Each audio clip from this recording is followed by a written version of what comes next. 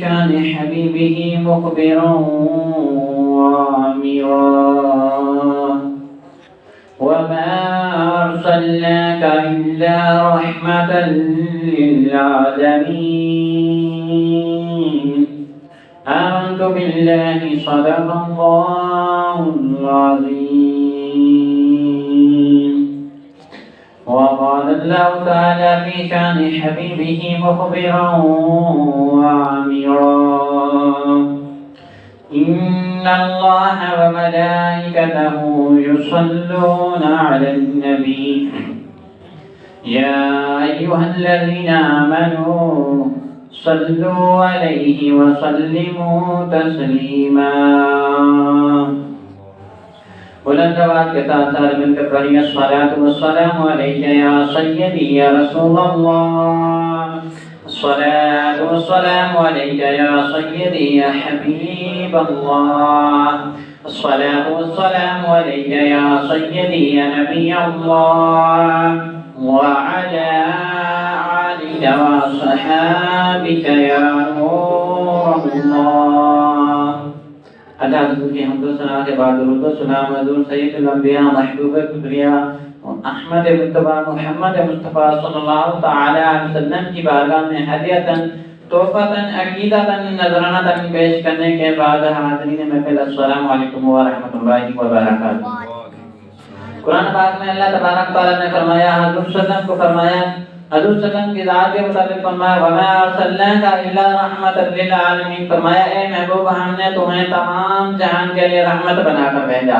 مفسرین نے فرمایا اس سے مراد یہ ہے کہ تمام جہان میں جو کچھ بھی ہے حضور کے تابع ہے، یعنی حضور کا فرما بردار ہے، حضور کا جہاں تک کے محتاج ہے کہ حضور صلی اللہ علیہ وسلم کے تابع ہے، یعنی کہ حضور صلی اللہ علیہ وسلم صرف انسانوں کے لیے نبی بنا کر نہیں بھیجے گئے بلکہ جانوروں کے لیے جنات کے لیے بنا کر بھیجے گئے، بلکہ یہاں تک کہ حضور صلی اللہ علیہ وسلم کو حضور صلی اللہ علیہ وسلم کا کلمہ درختوں نے بھی پڑھا، پتھروں نے بھی پڑھا، جنات نے بھی پڑھا، انسانوں نے بھی پڑھا، بلکہ یہاں تک کہ فرشتے بھی حضور صلی اللہ علیہ وسلم کو حضور صلی اللہ علیہ وسلم کی ذات پر درود پاک بھیجتے ہیں۔ حضور صلی اللہ علیہ وسلم کی ذات برا اور برا ہے، اعلیٰ سے اعلیٰ ہے۔ حضور صلی اللہ علیہ وسلم کی شان کے مطابق ہی آج کا ہمارا موضوع ہے کہ وَمَا أَرْسَلْنَاكَ إِلَّا رَحْمَةً لِلْعَالَمِينَ۔ اسی آیت کے مطابق ہی ہماری گفتگو ہوگی کہ اللہ تبارک و تعالیٰ نے حضور صلی اللہ علیہ وسلم کو رحمت بنا کر بھیجا۔ ایک مرتبہ حضور صلی اللہ علیہ وسلم ملک شام کے لیے روانہ ہوئے۔ آپ کا یہ سفر دوسری مرتبہ کا تھا۔ پہلی مرتبہ بچپن میں اپنے چاچا کے ساتھ گئے تھے، اب جو جا رہے تھے حضرت سیدتنا اما خدیجہ الکبریٰ رضی اللہ تعالی عنہا ان کا سامان تھا، مال تجارت لے کر جا رہی تھی۔ اس وقت آپ صلی اللہ علیہ وسلم کی عمر 25 سال تھی۔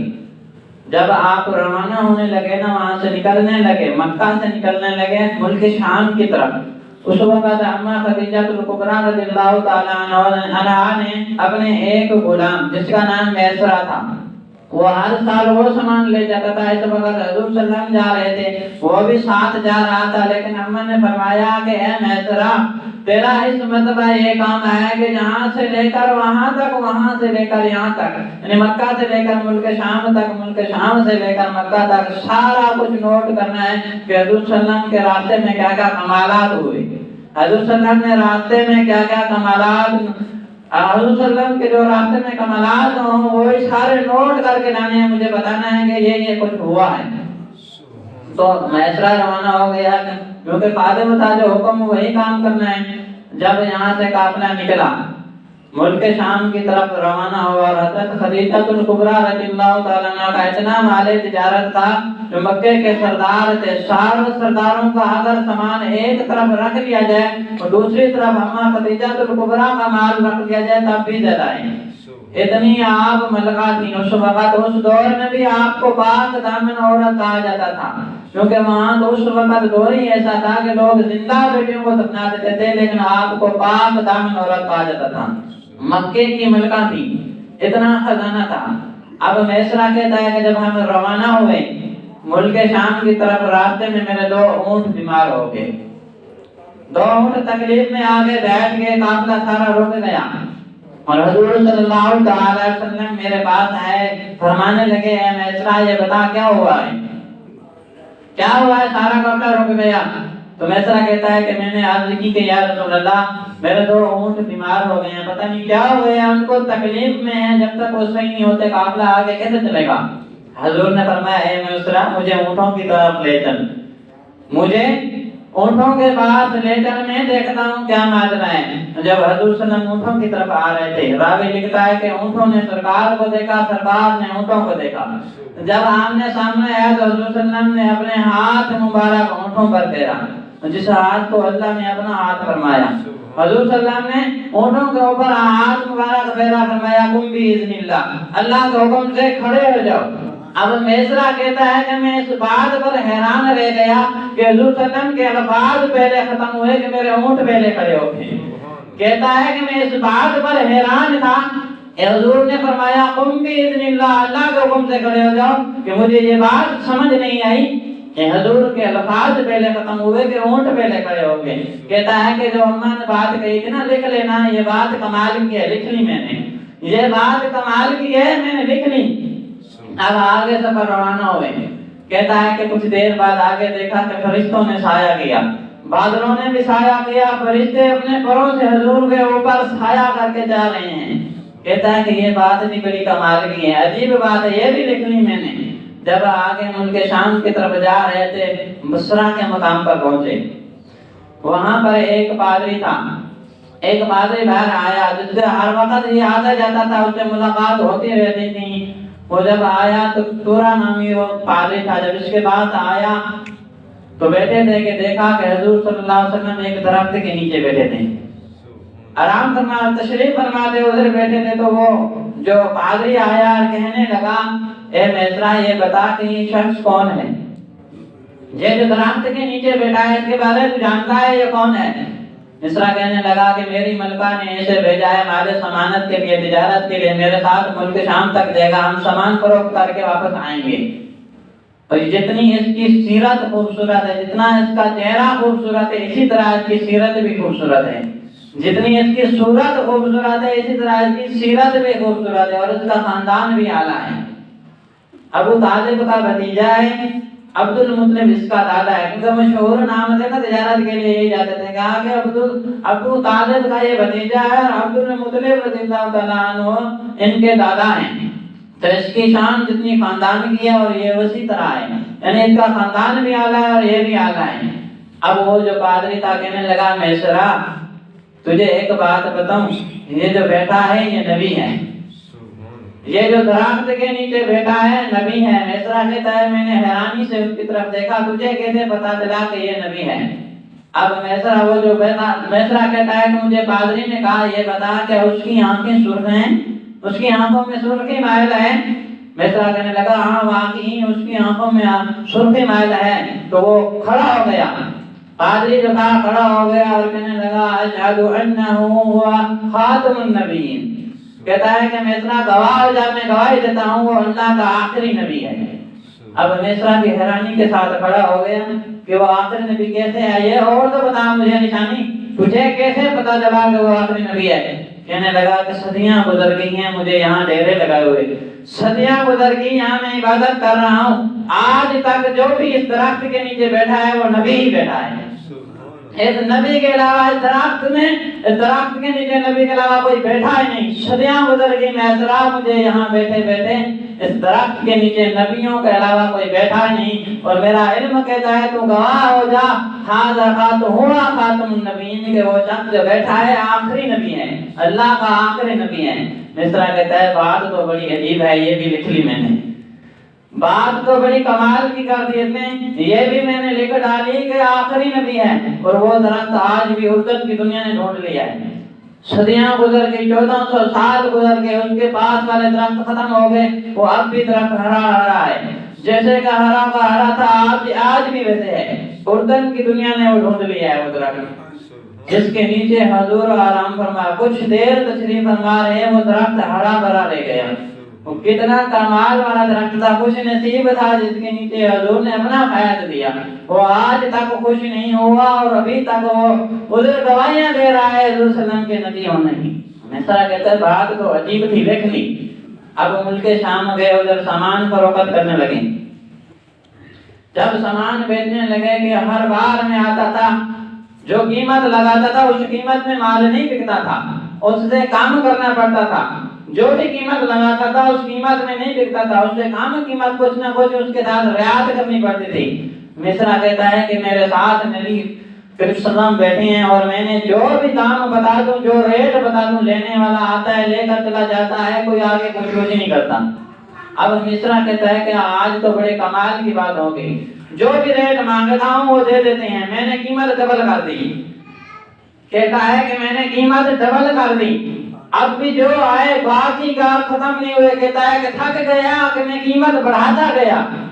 دوپہر کا وقت ہوا کہ میں قیمتیں ہی بڑھاتا جا رہا تھا۔ ایک بابا آیا، جب وہ آیا تو میں نے اس کو ٹرپل قیمت بتائی، ڈبل سے اوپر بتائی، کیونکہ آج کمال کا سودا چل رہا تھا۔ میں نے اس کو زیادہ قیمت بتائی تو وہ کہنے لگا کہ تم مکے والوں کو پتہ نہیں کیا ہو گیا ہے، تم مکے والوں کو پتہ نہیں کیا ہو گیا ہے، مہنگی چیزیں بیچنے لگے ہو۔ مصرا کہتا ہے کہ اس وقت جب بابا آیا تھا اس وقت حضور صلی اللہ علیہ وسلم اندر آرام فرمانے گئے تھے، تھوڑی دیر اندر چلے گئے تھے کہ جب بابے نے کہا کہ تم مکے والے اتنے مہنگا سودا بیچنے لگے ہو، اور وہ مجھے قسم دینے لگا۔ مصرا کہتا ہے کہ وہ جو بابا تھا مجھے قسم دینے لگا کہ بتا وہ جو لات اور عزا یہ ہندوؤں کے بتوں کے نام ہیں، کہنے لگا جو خانہ کعبہ میں موجود ہیں اس کی قسم کھا کہ اس کی اتنا ریٹ ہے، کیا اس کی قیمت کتنی ہے؟ مصرا کہتا ہے کہ جب اس نے یہ کہا کہ حضور صلی اللہ علیہ وسلم اندر سے نکل کر باہر آ گئے، جلال میں فرمایا بابا سامان لینا ہے تو لو، تو ہمیں ان جھوٹے خداؤں کا قسم کے بارے میں نہ کہو، مال لینا ہے لو، نہیں تو ہمیں جھوٹے خداؤں کی قسم کے بارے میں نہ کہو، بلکہ میں بھی تجھے یہی کہتا ہوں کہ ان سے دور رہیں، ان کے بارے میں بات نہ کر۔ بابا مصرا کہتا ہے کہ بابا نے جب حضور صلی اللہ علیہ وسلم کا جلال دیکھا، جو میں نے قیمت بتائی تھی وہ قیمت دے کر چلا گیا، وہ سامان لے کر چلا گیا۔ اب کہتا ہے کہ اب مجھے یقین آیا کہ جب تک حضور صلی اللہ علیہ وسلم ادھر بیٹھے رہے کسی نے کوئی بات تک نہیں کی، کوئی پوچھنے والا نہیں تھا۔ جیسے حضور صلی اللہ علیہ وسلم اندر تشریف فرما کے میں نے جو ریٹ بتایا وہ فوراً بات کرنے لگا کہ تم آج مہنگا سامان بیچنے لگے ہو، مکے والوں کو پتہ نہیں جاؤ گیا۔ کہتا ہے کہ یہ بھی بات کمال کی ہے، حضور صلی اللہ علیہ وسلم بیٹھے رہے تو کسی نے کوئی بات تک نہیں کی، کہ ان کا بیٹھے رہنا ہی ہمارے لیے کمال کا تھا۔ کہتا ہے یہ بات بھی کمال کی، لیکن اب کہتا ہے کہ ظہر کا وقت ہوا، حضور صلی اللہ علیہ وسلم میری دکان سے باہر تشریف لے گئے، کچھ جا رہے تھے، آگے گئے تو میں حیران ہو گیا کہ وہی منظر دوبارہ فرشتے اوپر آئے اور پروں کے ساتھ حضور صلی اللہ علیہ وسلم کے اوپر سایہ کیے ہوئے ہیں، وہی منظر جو میں نے پیچھے دیکھا۔ اب حیران ہو گیا کہ فرشتے ہیں اوپر پروں کے ساتھ سایہ کیے ہوئے ہیں، کیونکہ دوپہر کے وقت گرمی دھوپ بہت زیادہ ہوتی ہے، اس وقت اوپر سایہ کیے ہوئے ہیں۔ کہتا ہے یہ بات بھی کمال کی تھی۔ کہتا ہے زندگی بھر جتنے بھی سفر کیے تھے، جتنی مرتبہ تجارت کے نکلا تھا، کبھی ایسا آدمی نہیں دیکھا تھا جس پر مجھے رشک آیا ہو، کبھی ایسا آدمی نہیں دیکھا تھا۔ اب کہتا ہے کہ جب سامان فروخت کر کے واپس آئے، ابھی وہ جو ہمارے ساتھ گئے تھے وہ ابھی سامان سیٹ کر رہے تھے، دکانیں لگا رہے تھے، ہم اپنا سامان فروخت کر کے واپس روانہ ہو گئے۔ کہتا ہے کہ جب ہم آ رہے تھے آپ اطلاع بھیج دی کہ ہم آ رہے ہیں، اب ادھر اما خدیجہ الکبریٰ اور چند سہیلیوں کے ساتھ چھت پر آ گئی، اپنے قافلے کو استقبال کرنے دیکھنے کے لیے چھت پر آ گئی کہ ہمارا قافلہ کہاں آ رہا ہے۔ جب دیکھا کہ حضور صلی اللہ علیہ وسلم اونٹ پر سوار ہیں، اما خدیجہ الکبریٰ دیکھتی ہیں کہ حضور صلی اللہ علیہ وسلم اونٹ پر سوار ہیں، اور یہ دیکھ کر حیران رہے گی کہ بادلوں نے سایہ کیا ہوا ہے، بادلوں نے سایہ کیا ہوا ہے۔ اما خدیجہ الکبریٰ اپنے سہیلیوں سے فرماتی ہیں جو میں دیکھ رہی ہوں کیا تم بھی وہی دیکھ رہی ہو؟ ادھر دیکھو جس غلام کو، جس آدمی کو میں نے بھیجا تھا اپنا سامان فروخت کرنے کے لیے غلام کے ساتھ، وہ دیکھو اس کی شانیں کیا ہیں، اس کی شانیں کمال کی ہیں، اونٹ پر سوار ہے، بادلوں نے اور فرشتوں نے اوپر سے سایہ کیا ہوا ہے۔ اب جب ادھر آئے تو اما خدیجہ الکبریٰ نے مصرا کو بتایا باقی صاحب بعد میں، پہلے یہ بتا جس کام کے لیے تجھے بھیجا تھا وہ کمال بتا، راستے میں کیا ہوا وہ کمال بتا۔ تو وہ مصرا کہتا ہے کہ ادھر سے جب نکلے سارا حال بتا دیا، یہاں تک کہ پادری نے جو نشانیاں بتائی ہیں کہ یہ اللہ کا آخری نبی ہے۔ اما خدیجہ الکبریٰ نے فرمایا کہ واقعی میرا دل مانتا ہے کہ یہ اللہ کا آخری نبی اور سچا ہے، جتنی اس کی سیرت خوبصورت ہے، صورت خوبصورت ہے، سیرت بھی ایسی ہوگی، سیرت بھی ایسی ہوگی۔ اور یہی کمال تھے حضور صلی اللہ علیہ وسلم کے کہ جیسے اما خدیجہ الکبریٰ نے نکاح فرمایا، حضور صلی اللہ علیہ وسلم کی سب سے پہلی شادی اماں خدیجہ الکبریٰ رضی اللہ تعالیٰ عنہا سے ہوئی. اس وقت اماں خدیجہ الکبریٰ کی عمر 40 سال کی تھی اور حضور صلی اللہ علیہ وسلم کی عمر 25 سال کی تھی. آپ کا اخلاص دیکھ کر متاثر ہو گئی، حالانکہ آپ پہلے طلاق یافتہ تھی. یہ جو حضور صلی اللہ علیہ وسلم کو کمال دیے، اللہ نے کمال دیے. اللہ تبارک تعالیٰ نے جو حضور کو کمالات دیے، کسی اور نبیوں کو اتنے کمال نہیں دیے جتنے حضور صلی اللہ علیہ وسلم کو دیے.